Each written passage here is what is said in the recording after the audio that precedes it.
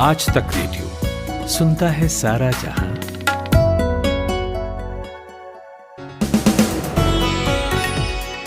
नमस्कार, दिन भर की छोटी बड़ी खबरों के साथ शाम के इस पॉडकास्ट में आपका स्वागत है। तारीख आज 20 मई है, ठिकाना यह आज तक रेडियो है और इस इवनिंग न्यूज पॉडकास्ट का नाम दिन भर है। मैं नितिन ठाकुर अगले 30 मिनटों तक आपके साथ रहूंगा और उस हर जरूरी खबर पर हम बात करेंगे जो जानना आपके लिए जरूरी है। तो तसल्ली से अपने कान हमारे हवाले कर दीजिए। कोरोना फैल किस मीडियम से रहा है और हमें क्या करना चाहिए, इस पर जरूरी सरकारी गाइडलाइंस तो आ ही गई हैं, सबको सुननी चाहिए। लेकिन कुछ अहम सवाल हैं जो हमने उठाए हैं, उनके जवाब भी लिए हैं, वो सुनाएंगे आपको। कोरोना ने ब्लैक फंगस की बीमारी को भी अचानक मरीजों में ट्रिगर कर दिया है। कई राज्यों ने इसे महामारी डिक्लेयर भी कर दिया है। तो सरकार इसके खिलाफ क्या कर रही है, ये जानेंगे। और चूक कहां हुई, ये तो सबसे जरूरी है, ये भी पूछेंगे। बुरी से बुरी खबरों के बीच एक अच्छी खबर आई थी 2DG नाम की दवाई के बारे में। DRDO ने इसे बनाया है, मगर सवाल अब उस पर भी है, वो बताऊंगा। और क्या आपने लॉन्ग कोविड के बारे में सुना है, आज उसकी ABCD समझेंगे। लेकिन सबसे पहले खुशबू से हेडलाइन सुनते हैं।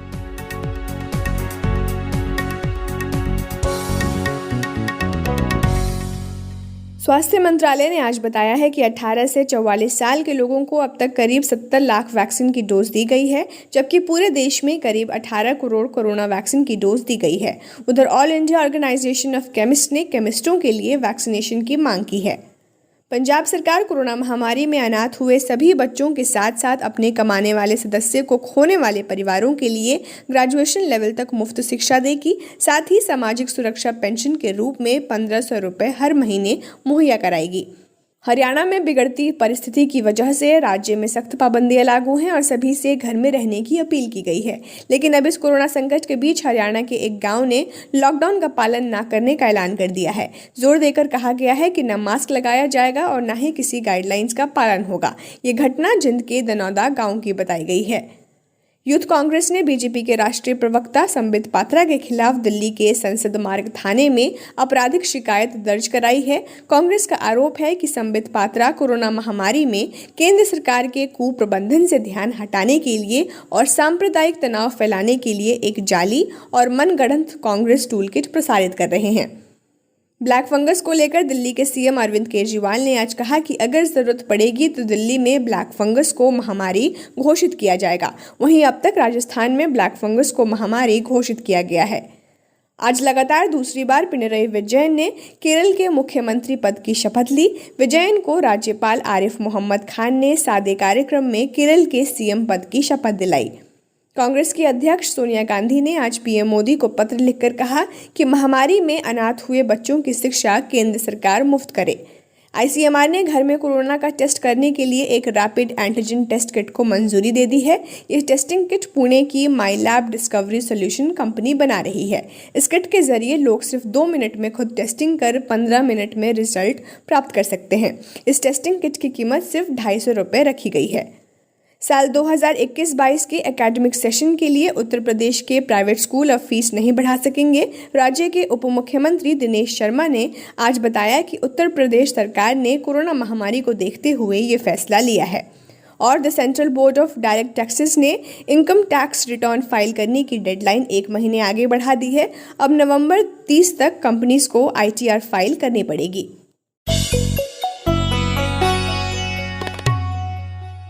WHO के बाद भारत सरकार भी मान रही है कि कोरोना वायरस हवा में फैल सकता है।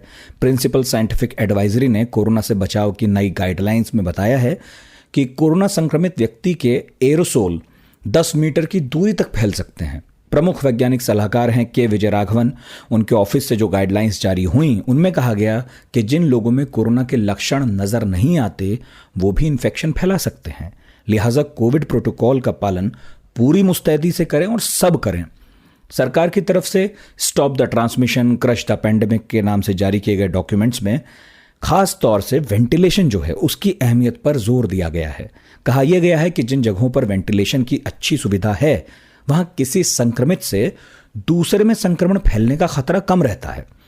पूरे डॉक्यूमेंट को समझने के लिए और खासकर ये जानने के लिए कि ये वायरस फैल कैसे रहा है और अब तक इस पर हमारी समझ कितनी बड़ी है, हमने बात की इंडियन पब्लिक हेल्थ इंस्टीट्यूट के डायरेक्टर दिलीप मावलंकर से। एक साल में काफी रिसर्च हुआ है कि इस बीमारी कैसे फैलती है।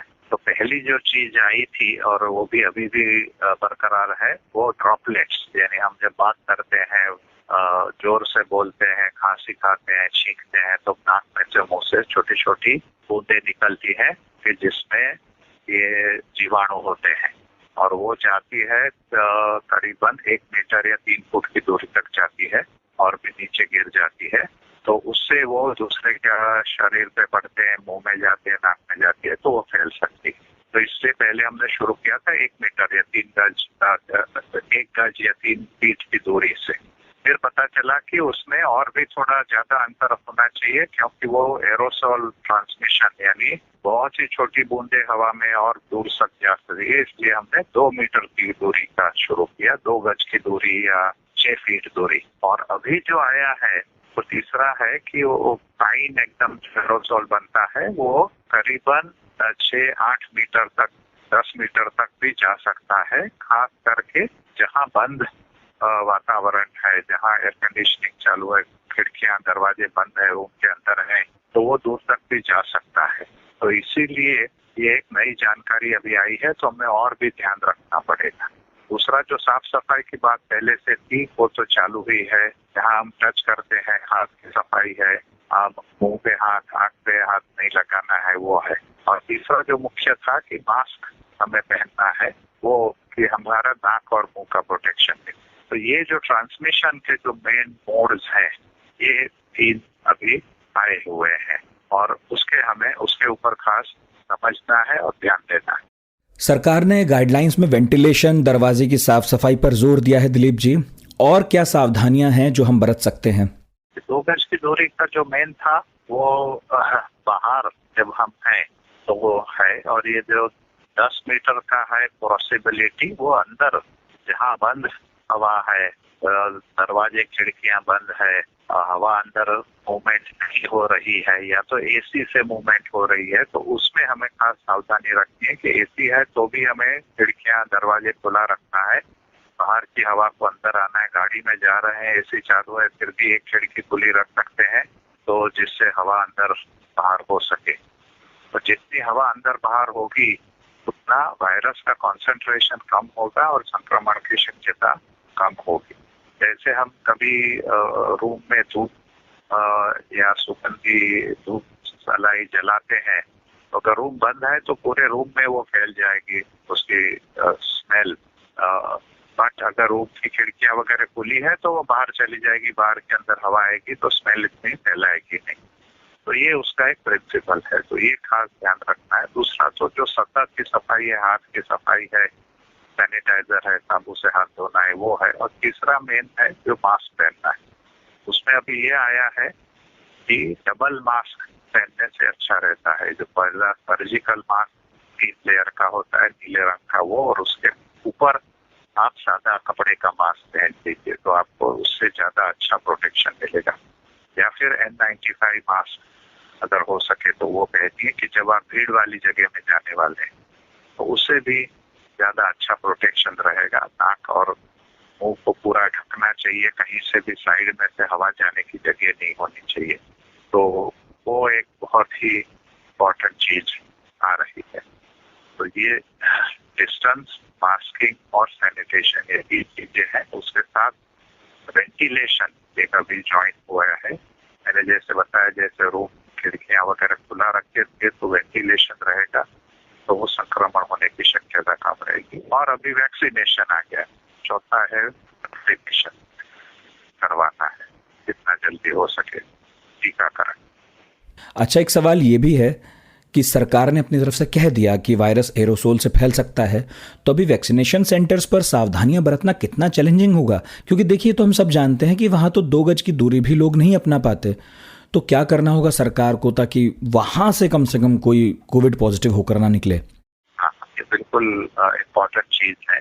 बट वैक्सीनेशन सेंटर में जो लाइनें लगती है वो रूम के अंदर न लगे, रूम के बाहर लाइन लगे। तो खुले में लाइन होगी तो 2 मीटर का डिस्टेंस भी काफी है। ये 10 मीटर वाला जो आया है वो रूम के अंदर अगर लोग हैं, दरवाजे खिड़कियां बंद है, तो उसका असर 10 मीटर तक हो सकता है। रूम के बाहर है तो 2 मीटर की दूरी भी ठीक है। बाहर खुली हवा में अगर लोग खड़े हुए हैं तो इतना संक्रमण नहीं होगा जितना रूम के अंदर अगर नजदीक में खड़े। तो हर एक वैक्सीनेशन सेंटर पे हमें 2-2 मीटर के डिस्टेंस में मार्किंग करना पड़ेगा। पहले हम गोल मार्किंग कर देते, वैसा करना पड़ेगा।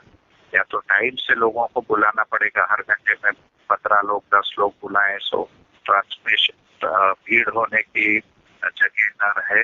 और हमें ये डिस्टेंस वगैरह भी रखना पड़ेगा। कोरोना आया तो साथ ही साथ अपने साथ 50 तरह की आफत और लाया। अब लोगों को ब्लैक फंगस हो रहा है, जिसे म्यूकोरमाइकोसिस कहा जाता है। गुजरात और यूपी में तो इसके मामले बहुत ज़्यादा हैं, लोग मर भी रहे हैं, और यदि जान बच गई तो आंखों की रोशनी भी खो रहे हैं। इन मामलों में देखा जा रहा है कि जो पीड़ित हैं उनकी आंखों में रेडनेस आ रही है, बुखार है, सिर दर्द है, खांसी है, उल्टी में खून आ रहा है, और सांस लेने में तो दिक्कत है ही। ऊपर से इसके लिए जो दवा आती है मार्केट में, उसकी भी फिलहाल कमी है। केंद्रीय स्वास्थ्य मंत्रालय ने राज्यों को चिट्ठी लिखी है और ब्लैक फंगस को महामारी की लिस्ट में जोड़ने को कहा है।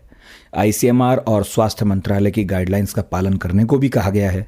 तो क्या है इन गाइडलाइंस में और सरकार के प्रयास क्या हैं, इन पर हमने बात की आज तक रेडियो की हेल्थ रिपोर्टर मिलन शर्मा से। मिलन, ब्लैक फंगस से जूझ रहे लोगों की संख्या को लेकर तो बड़ी असमंजस की स्थिति है। ऐसे में सबसे पहले तो यही बताएं कि केंद्र या राज्य की तरफ से कोई ठोस आंकड़ा आया है? नहीं, अभी तक ब्लैक फंगस या म्यूकोरमाइकोसिस को लेकर केंद्र की तरफ से कोई आंकड़े नहीं सामने आए हैं। और इसका कारण ये है कि काफी राज्यों से जो केसेस हैं वो रिपोर्ट नहीं हो पा रहे हैं। कुछ केसेस ऐसे हैं जिनको जल्दी डिटेक्ट करना जरूरी होता है, और वो कोविड के रिकवर्ड पेशेंट्स में भी दिखते हैं, कोविड के जो ट्रीटमेंट चल रहा है उन पेशेंट्स में भी दिखाई देते हैं। इसीलिए आज केंद्र सरकार ने राज्य सरकारों को पत्र लिखकर कहा है कि आप ब्लैक फंगस यानी कि म्यूकोरमाइकोसिस को एक नोटिफाइड डिजीज डिक्लेयर करिए एपिडेमिक एक्ट के तहत। इनके केसेस की डिस्ट्रिक्ट लेवल तक सीएमओ ऑफिस तक रिपोर्टिंग हो सके। अच्छा, ब्लैक फंगस पर एम्स की जो नई गाइडलाइंस हैं उनमें क्या बात कही गई है? एम्स की तरफ से जो गाइडलाइंस जारी की गई हैं वो पूरे देश में जो मेडिकल कॉलेजेस हैं, सरकारी अस्पताल और प्राइवेट अस्पताल हैं, उनको म्यूकोरमाइकोसिस को ट्रैक करने में और ट्रीट करने में मदद करेगी। इसमें लिखा गया है कि बहुत ज्यादा स्टेरॉइड ना दिए जाएं कोविड-19 के जो पेशेंट्स हैं उनको, क्योंकि ज्यादा स्टेरॉइड देने से देखा जा रहा है ये इफेक्ट हो रहा है शरीर में, जिससे ब्लैक फंगस के केसेस सामने आ रहे हैं। दूसरा बहुत महत्वपूर्ण बात इन्होंने ये भी कही है कि जो रिकवर्ड कोविड के मरीज हैं उन पर भी निगरानी रखी जाए कि उनको ब्लैक फंगस जैसी के जो लक्षण है, सर में दर्द होना या फिर नाक ब्लॉक हो जाना रिकवरी के बाद, ये सारी चीजें सामने ना आए। उन्हें ये भी कहा गया है कि जो डायबिटीज या अनकंट्रोल शुगर के मरीज हैं उन पर ज्यादा सावधानी बरतने की जरूरत है, क्योंकि ऐसे ही लोगों को जिनका शुगर बहुत ज्यादा है या जिनको डायबिटीज की बीमारी है, उन्हीं पर ब्लैक फंगस फिलहाल अपना प्रकोप दिखा रहा है। मिलन, एक चीज और बताइए, ये ब्लैक फंगस के इलाज में काम आने वाली जो दवा है एन्फोटेरेसिन बी, इसकी मार्केट में काफी कमी दिख रही है, उसे लेकर कुछ कहा गया है? सरकार का ये कहना है कि जिन कंपनियों से उन्होंने बात की है वो अपनी प्रोडक्शन बढ़ाने की कोशिश कर रहे हैं। राज्य सरकारों ने जो ये ब्लैक फंगस की दवाई है इसको लेकर सरकार से बात की है और काफी राज्यों ने इस पर ऑर्डर भी दिए हैं। जैसे कि महाराष्ट्र ने 1 लाख इंजेक्शन का ऑर्डर दिया है, लेकिन सरकार का कहना है कि वो रेगुलरली इसको मॉनिटर कर रहे हैं। प्रोडक्शन अभी इतनी नहीं बढ़ पाई है, लेकिन राज्य सरकारों से लगातार बातचीत चल रही है और जितनी रिक्वायरमेंट है उसके हिसाब से जो दवाइयां हैं वो राज्यों को मुहैया कराई जा रही है। लेकिन अभी इस पर देखना बहुत जरूरी है कि केसेस के जो आंकड़े हैं वो कितने ज्यादा है, क्योंकि फिलहाल केंद्र सरकार की तरफ से पूरी तरीके से ब्लैक फंगस के केसेस रिपोर्ट नहीं हो रहे हैं, इसलिए हम आंकड़ों को सही तौर से नहीं समझ रहे हैं या जान रहे हैं इस वक्त। तो हमें ये भी नहीं पता कि दवाइयों की कितनी कमी हो रही है, लेकिन हाँ, राज्य सरकारों से कुछ ऐसे जिले हैं जहां से म्यूकोरमाइकोसिस की दवाई की कमी होने की खबरें आ रही हैं। ये थी मिलन शर्मा, जो ब्लैक फंगस से पैदा हुए हालात पर रोशनी डाल रही थीं। लेकिन ऐसी स्थिति बनी क्यों? गाइडलाइंस में कमियां क्या क्या रहीं? ये हमने पूछा year care foundation of India के प्रेसिडेंट और ENT स्पेशलिस्ट डॉक्टर चंचल पॉल से। सबसे बड़ी चीज है कि जो वायरस है वो आया था सेकंड वेव, बुरी तरह से म्यूटेंट वायरस था। म्यूटेशन का वायरस का तब तक पता नहीं लगता जब तक वो हमारे शरीर पे अटैक करने लगता है। जब वो शरीर पर अटैक कर देता है और हम कुछ केसेस देखने लग जाते हैं 1000-2000, तब हमें समझ में आता है कि इस वायरस के तो कुछ और सिम्टम और भी है। ये नया वायरस है, हर वायरस का म्यूटेशन का यही होता है। इस वायरस का म्यूटेशन इतना स्ट्रॉन्ग था, एक तो हाईली कंटेजियस था। एक बार घर में हो गया तो घर में किसी को नहीं छोड़ रहा था, और एक बार किसी के सामने आगे एयरबोर्न, बाद में जैसा WHO ने माना है एयरबोर्न इन्फेक्शन है ये। सेकेंडली ये बहुत एग्रेसिव वायरस था, इसने सीधा लंग्स पर अटैक करना शुरू करा। इसलिए अफरा तफरी में सबकी ऑक्सीजन सैचुरेशन जाने लगी, लोगों के लंग्स एकदम इन्वॉल्व हो गए। इसमें बिल्कुल टाइम नहीं दिया, it's like striking a comet on the earth. इस तरह से हर तरफ अफरा तफरी इसलिए हुई कि अगर हम 1000 लोगों के लिए तैयार थे, हमारे पास लाख लोग आने लगे। इसीलिए सडनली ऑक्सीजन लेवल लोगों का डाउन होने लगा, और ऑक्सीजन लेवल को जान बचाने के लिए स्टीरॉइड जरूरी होते हैं। स्टीरॉइड एक बहुत जरूरी दवा है जो जान बचाने के लिए दी जाती है, इसमें कहीं कोई चूक नहीं। चूक जहाँ हुई वो ये था कि कुछ लोगों ने प्रिस्क्रिप्शन फॉलो करने लग गए, क्योंकि मिल नहीं पा रहे थे डॉक्टर से, या कुछ इसको दवाई चल रही हम भी ले लें। कुछ लोगों ने बिना सोचे समझे प्रिस्क्रिप्शन भी फॉलो करे हैं और स्टीरॉइड ज्यादा लिए। तो ये स्टीरॉइड की वजह से, पर इसी के साथ एक और चीज मैं आपको बताना चाहूंगी, इतना शॉर्ट टर्म का जो स्टीरॉइड हम हॉस्पिटल में देते हैं ना नॉन डायबिटिक पेशेंट्स को, तभी हमारे को पेशेंट्स में डायबिटीज नहीं मिलती। एक आध बार शुगर करा लेते हैं, 2-4 दिन, 6 दिन, 5 दिन की स्टीरॉइड से नहीं होता है। हाँ, हाई डोजेज जहाँ स्टीरॉइड की लगी वहाँ शुगर जरूर चेकअप करनी चाहिए, वहाँ कई जगह नहीं। तो ज्यादातर लोगों को शुगर इसका शॉर्ट टर्म में जरूरत नहीं होती, पर ये वायरस खुद भी डायबिटीज जनिक नजर आता है। ऐसा लगता है कि वायरस खुद भी इम्यूनो कॉम्प्रोमाइज कर रहा है लोगों को और डायबिटीज जैसे सिम्टम दे रहा है। इसीलिए लोगों की शुगर हाई, और लोगों की शुगर भी बहुत हाई नहीं है, किसी की 160-80 है, पर उनको ब्लैक फंगस हो गया। हाइजीन भी ठीक है, इसका मतलब ये खुद वायरस भी इम्यूनो कॉम्प्रोमाइज कर रहा है, इम्यूनिटी को बहुत जल्दी डाउन कर रहा है, इसलिए ब्लैक फंगस हुई है। कई रिसर्च में बात सामने आई कि ब्लैक फंगस जो है वो अनहाइजीनिक कंडीशंस में ज़्यादा तेज़ी से फैलता है। ऐसे में हाइजीन के साथ ब्लैक फंगस का रिलेशन क्या है, और फिलहाल मरीजों को जो ऑक्सीजन दी जा रही है उसमें भी हाइजीन को लेकर कुछ कमियां सामने आ रही हैं क्या? देखिए, मैं आपको वापस साइंटिफिक बात की बताती हूँ। ये फंगस जो है म्यूकोर, ये एटमॉस्फेयर में होता है। मैं ENT सर्जन हूँ, ऐसा तो है नहीं कि मैंने पहली बार म्यूकोर देखा है, पेशेंट्स में होता है। हाइजीनिक अच्छी क्लास पेशेंट्स के भी जब डायबिटीज सेल कंट्रोल नहीं होता था तब भी हमने म्यूकोर देखा है। पर हाँ, ये बिल्कुल ठीक है कि जिनकी ओरो नेजल हाइजीन अच्छी नहीं होती, कुछ लोगों के दांत खराब होते हैं, ओरल हाइजीन अच्छी नहीं होती, नाक में इन्फेक्शन होता है या नाक में क्लीनिंग नहीं होती, या वो गंदे एटमॉस्फेयर में हम थोड़ा रह रहे हैं, यहाँ की लोकल हाइजीन नहीं है। और अनफॉर्चुनेटली ऐसी जगह पे एक रूम में बहुत सारे लोग हैं या एक वार्ड में बहुत सारे पेशेंट्स हैं, डेफिनेटली इन ट्रॉपिकल कंट्री में ये फंगस होता है, और जैसा कि जो दूसरे इन्फेक्शन होते हैं ये भी होता है। नंबर 1। नंबर 2, जैसा ऑक्सीजन आप लगाते हैं तो ये नोज में ये फंगस अगर स्किन इरोड हो जाती है, या जैसे नेजल स्ट्रॉन्ग वगैरह लगाते हैं उसमें भी होता है, उससे ऑक्सीजन की ड्राइनेस भी होती है। तो इसमें ऐसा कुछ नहीं है कि हम, अगर ऐसा होता जो आप बता रहे हैं कि ऑक्सीजन के सप्लाई में या सप्लाई के पानी से आया जैसा लोगों ने सोचा है और रिट्रोस्पेक्टिवली सोचने की कोशिश कर रहे हैं, ये भी ICU के सारे पेशेंट्स हैं कोविड के पहले भी और डायबिटीज वाले थे, उनमें तो हम लोग इतना म्यूकोर देखते नहीं थे।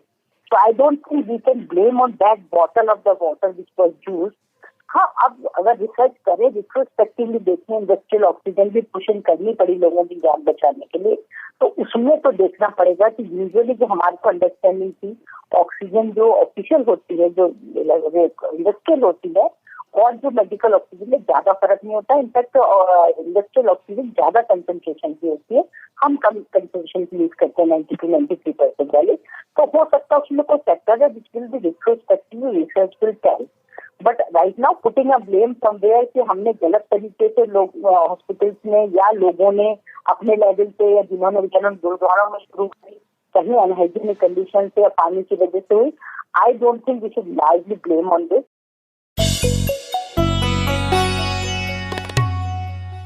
जब चारों तरफ से बुरी खबरें आ रही थी तब डीआरडीओ ने बताया कि उन्होंने कोरोना की स्वदेशी दवा 2DG लॉन्च कर दी है। कैंसर से लड़ने वाला ये ड्रग अब ऑक्सीजन की ज़रूरत को कम करने का काम करेगा और मरीजों को कोरोना से जल्दी रिकवर करने में मदद भी करेगा। लेकिन सवाल उस पर भी होने लगे हैं। कई हेल्थ एक्सपर्ट्स ने चिंता जताई है, कहा है कि इसका बहुत ज़्यादा इस्तेमाल हो, इससे पहले इसके क्लिनिकल ट्रायल के एविडेंस को और भी स्टडी करने की ज़रूरत है। हमने इस पर बात की पटना के Indira Gandhi institute of medical science में बायोटेक्नोलॉजी विभाग की शिवांगनी राज से, जो क्लिनिकल ट्रायल नेटवर्क में क्वालिटी मैनेजर हैं। शिवांगनी, ओरल ड्रग किस तरह काम आता है और इसके कंपोनेंट्स क्या हैं, और ये भी जानना चाहते हैं कि इसके रोल आउट का प्लान क्या है। देखिए, चिंतित तो हेल्थ केयर प्रोफेशनल हैं ही। पहले से ही मार्केट में बहुत सी ऑफ लेवल ड्रग यूज हो रही हैं। पहले हाइड्रोक्सीक्लोरोक्विन भी यूज किया जा चुका है, लेकिन आज इसे रोक दिया गया। देखिए, एक बात समझने वाली है कि सारे ड्रग्स जो कि अभी कोविड के लिए यूज हो रहे हैं वो सब ऑफ लेबल ड्रग्स हैं, क्योंकि हमारे पास ना तो ज़्यादा ऑप्शंस हैं ना तो ज़्यादा समय है। हम इसे फिर भी यूज़ कर सकते हैं, लेकिन हमेशा डॉक्टर की निगरानी में ही इस तरह के ड्रग्स का यूज़ किया जाना चाहिए, क्योंकि इससे पहले भी जब पिछले वर्ष कोरोना ट्रीटमेंट में हाइड्रोक्सीक्लोरोक्विन यूज़ किया गया, बहुतों को हार्ट का इशू हुआ है। तो चिंता का विषय तो है ही, क्योंकि इस बार स्थिति और भी गंभीर है। जहाँ तक 2DG 2-डीऑक्सी-ग्लूकोज का सवाल है, बेसिकली यह एक स्यूडो ग्लूकोज है। ये एंटी कैंसर इफेक्ट भी शो करता है। ग्लूकोज एनर्जी के लिए हमें ज़रूरी होता है। जैसे कि कहा कि ये स्यूडो ग्लूकोज है, अगर ये स्यूडो ग्लूकोज है तो ये एनर्जी देने के लिए टूटेगा ही नहीं, और अगर एनर्जी देने के लिए टूटेगा नहीं तो वायरस या फिर सेल मर जाएगा। तो बेसिकली ये मैकेनिज्म है या फिर एक हाइपोथेसिस है, हम जिसे हम कह सकते हैं कि जिस तरह ये कोविड ट्रीटमेंट के लिए यूज़ किया जा रहा है।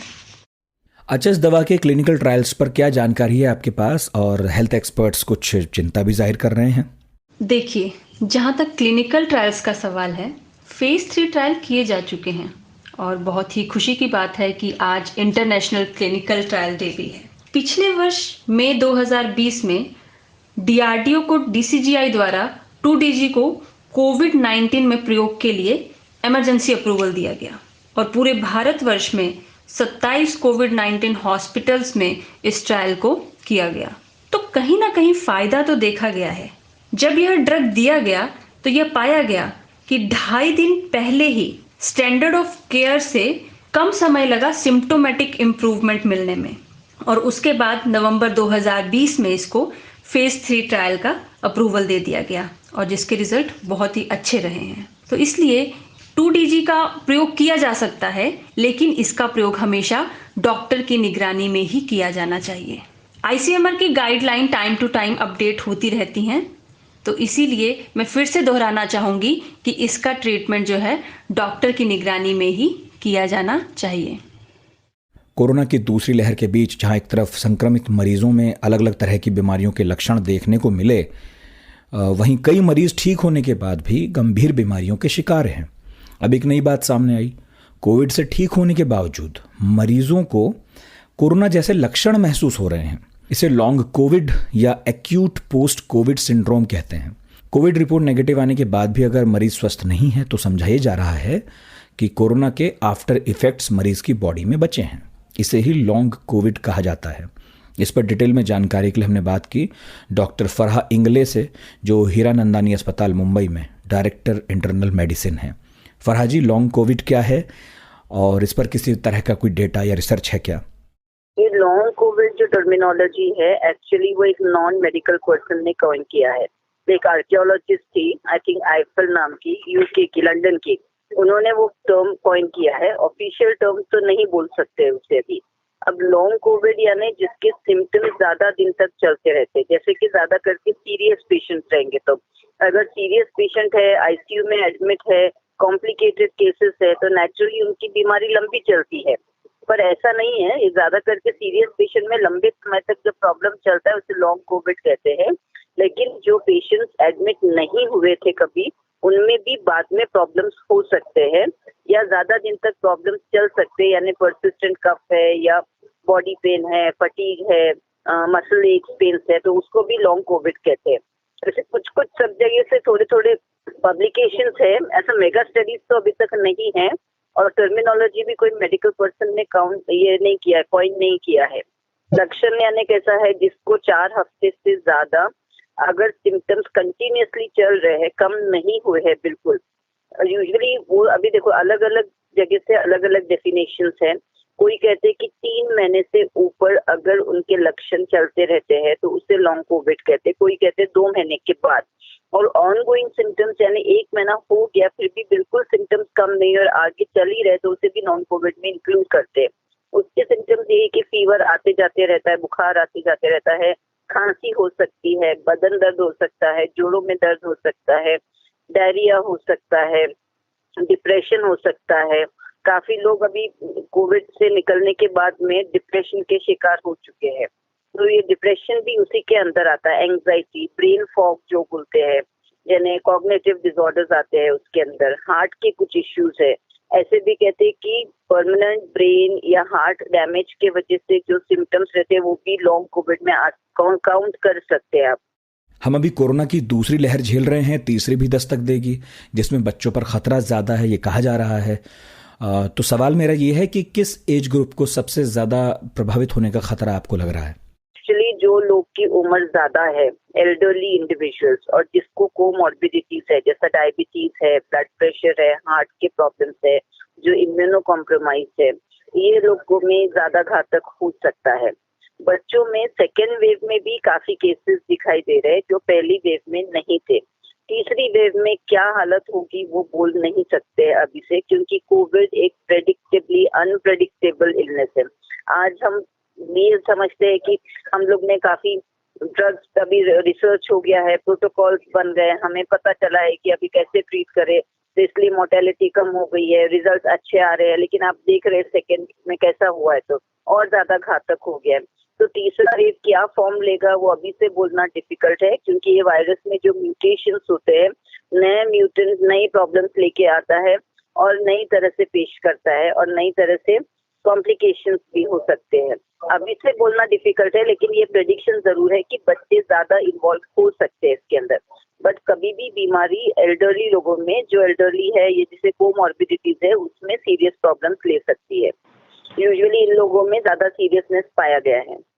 वक्त है विदा लेने का। आज का शो प्रोड्यूस किया है खुशबू ने और साउंड मिक्सिंग संभाल रहे थे कपिल देव सिंह। शो के बारे में कुछ कहना सुनना चाहते हो तो radio@aajtak.com हमारा पता है। मैं नितिन ठाकुर हूं, इजाजत दीजिए, अपना बहुत ख्याल रखिए और सुनते रहिए आज तक रेडियो।